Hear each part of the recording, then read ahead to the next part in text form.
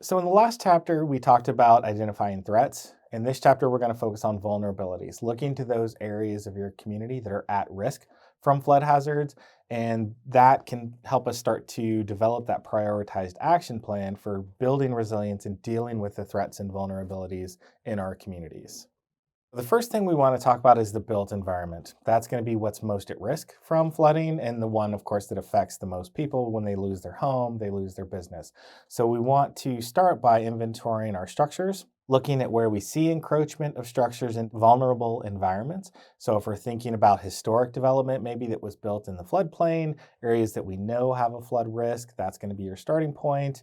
We want to think about as our community's grown, where we're seeing new flooding threats, and if that's affecting other areas of our community that have structures on them, we want to think about that and put together an idea of where we're at risk from flooding damaging our structures. We want to think about the design of structures. Are they built for the environment? So the image here, of course, is coastal homes that are built on stilts. The intention of that, of course, is to allow the water to flow up and under the homes without actually damaging the structure themselves.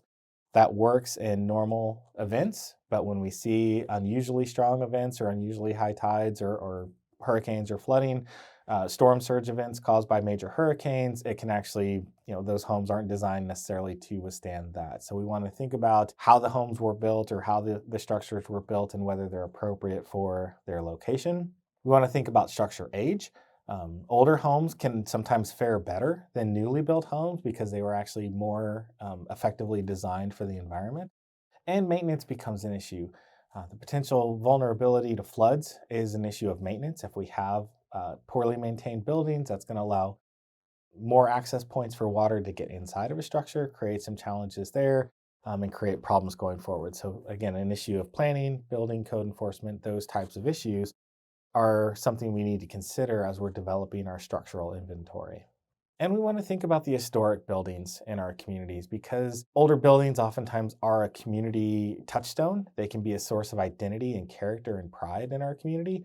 We want to make sure that we have a good understanding of where those are located, how they can be better protected, because they are such an important part of the urban fabric and the character of our communities.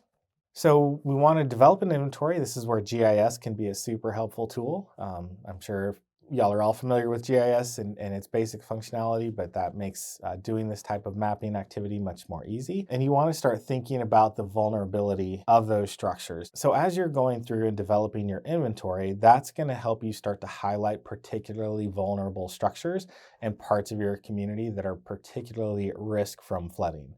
So that may be based on their location, their use or purpose. So it may be something like a senior center or a school or a hospital that's particularly at risk if there were to be flooding in that area, or other characteristics of the structure that make it vulnerable, maybe age, lack of maintenance, other things that may make a building more at risk than others.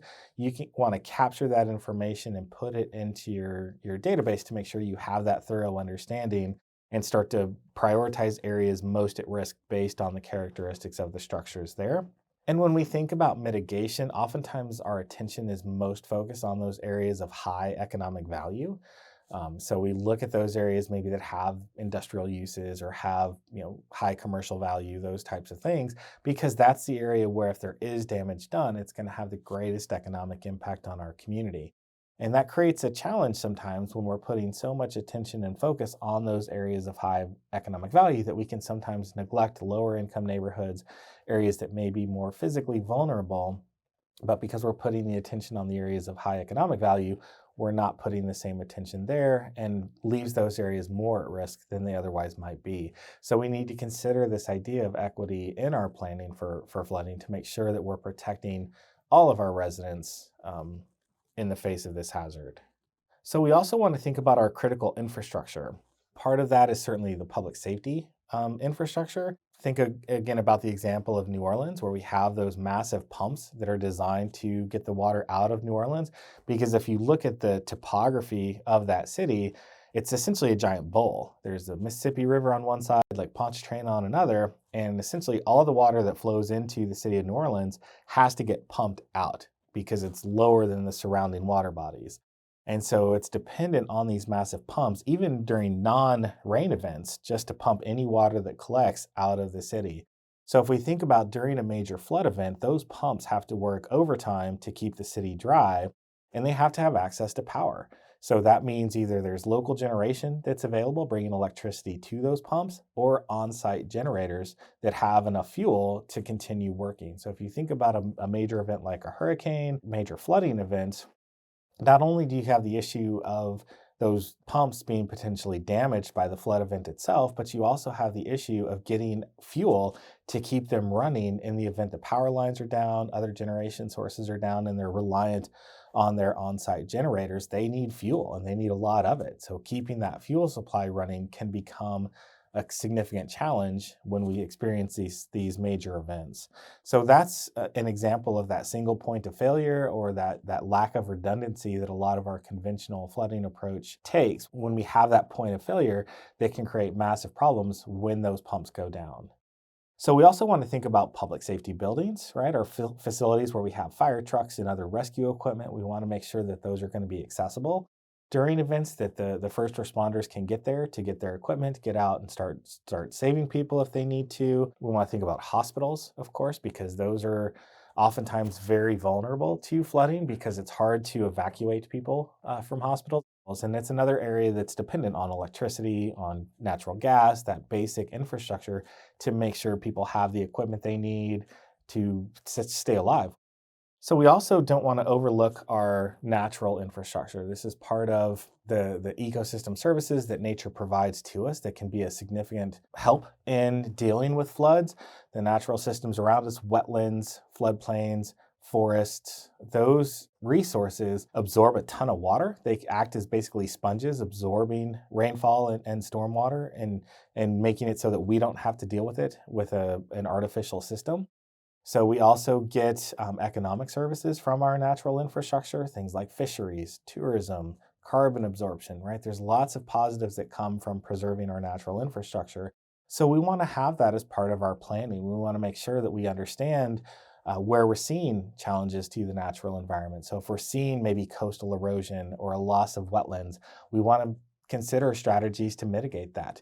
If we're seeing forests being lost, for example, by suburban development, we want to make sure that we're preserving as much of that area as we can because of the benefits we get in regards to flooding, as well as other environmental issues that we're facing. We also want to consider the social conditions within our community, the social vulnerability that our community may be facing, because the impacts from flooding and other natural hazards aren't equitable, right? Certain populations tend to have a higher impact from these events. They live in more vulnerable areas typically, so they're going to be more affected during the event. They also tend to have less capacity to respond. So when an event happens, if they lose their home, maybe they don't have insurance or they don't have adequate insurance. They don't have the resources to relocate, stay in a hotel for a week or two while the flood event's happening or whatever. So they lack capacity to respond effectively. Our development patterns of inequality, housing accessibility, all of these issues contribute to the vulnerability of our citizens. And we want to make sure that as planners, we have a role in addressing this social vulnerability and building the capacity of our citizens because they're the ones who are going to be most affected by these events. And we need to make sure they have the capacity to respond effectively. So when we start looking at social vulnerability, there's some key factors that we can take into consideration. So education matters significantly because when people have higher education, they tend to have higher economic capacity. They also have a higher likelihood to be informed and aware of what's going on to make sure that they know, oh, there's floods coming, we need to evacuate or whatever it might be. They also tend to have more capacity to deal with bureaucracy and the response process of dealing with FEMA paperwork and all of those things that come with trying to rebuild your life after a flood event. People with higher education tend to have more capacity to manage that process and respond more effectively. Unemployment can be a significant issue because if you have high unemployment rates in your community, obviously they're going to have less financial capacity to respond to an event, and they're also going to be less connected to your community. So when a flood event occurs, if they are displaced, they may just relocate to another community and say, you know what, I had to evacuate. What we saw with Katrina, for example, when people left Katrina, a lot of those folks didn't come back. So if you look at the demographics of New Orleans pre and post Katrina, what you see after Katrina is a much wider and a much richer and a much smaller city than what was there before Katrina. So we also want to think about our disabled population. Certainly those folks oftentimes have more difficulty in evacuating. They're going to have more needs during an event. So we want to make sure that we have a plan in place for dealing with that population.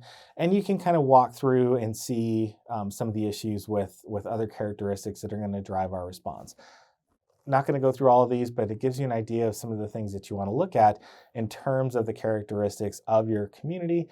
This is another area where planners have a key role because we are involved in building demographic analyses. We're part of understanding the characteristics of our community, and we can provide this information when we're looking at doing resilience planning. Some other things you want to think about is relationships. I've talked a lot about those. You want to make sure that you have outreach and education and relationships built in your community to build levels of trust. So when you are providing communication and information to people, they trust you as a resource in providing that information. You want to make sure that you have that open communication and transparent decision making because people have a right to know about the decisions and have influence in the decisions that are affecting them. So you want to make sure you have all of that in place as you're planning for flood events to make sure that people are aware of what's going on and how they can properly respond. And we want to talk about economic characteristics as well, looking at the economic conditions in your community and some of the vulnerabilities that may come from that. So you want to start with looking at your primary employers. Who's employing people in your community? What's their vulnerability to particular hazards? How can you help them be more prepared and more responsive in the face of disasters? You want to look at some of the economic drivers in your community. Do you have a university? Do you have a military base, right? Those are drivers that bring economic opportunity to your community, and you want to make sure that you're working with them as resources. So you want to think about vulnerabilities to your economic drivers. You want to think about loss of communications, loss of power, loss of access, right? When flood events do occur, how can we make sure that we understand what threat that poses to our major employers and primary industries, but we also want to make sure how we can respond effectively to get them back online as soon as possible. So you want to make sure that you're communicating with your businesses, that you have that relationship with them to understand their concerns and their challenges, and that you have a plan in place to help them recover. And if you look at a community that has maybe limited economic diversity, if there's maybe one major employer in town, that's going to increase the overall vulnerability in that community because they're dependent on that one source of primary employment. So you want to make sure that you're building economic diversity as part of your resilience planning to make sure you don't have all your eggs in one basket, and that when events do occur, there's more options and more opportunities for businesses to stay afloat and come back once the flood event passes.